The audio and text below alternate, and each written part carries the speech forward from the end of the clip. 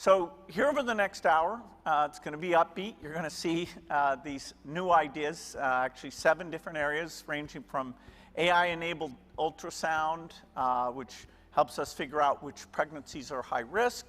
I really rank this collection of tools that I think we can get out, ranked near the very top when you look at the number of lives that can be saved. How many lives?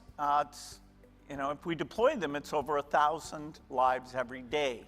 And so that's 2 million lives by 2030.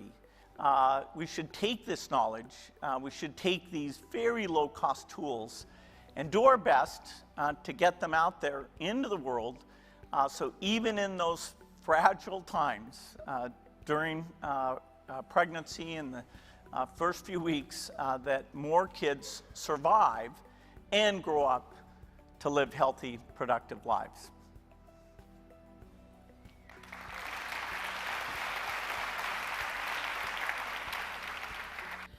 Yet another innovation to ensure healthy births helps track a mother and her fetus's status and vital signs.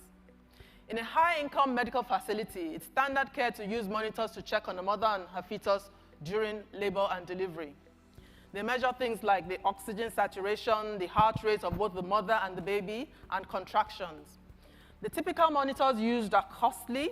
They tether a woman to the bed, and if overused, can result in increased cesarean sections.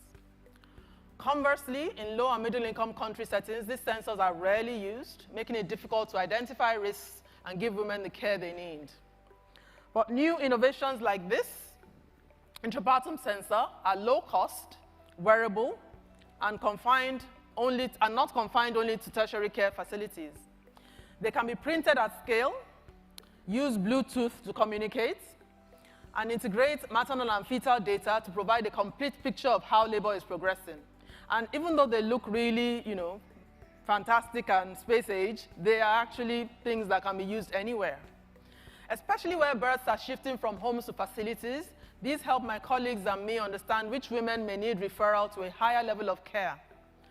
As more innovators work on this, we can imagine a world where we can bring these low-cost sensors to women at home or wherever they are outside of a hospital, using AI and the internet to keep doctors informed.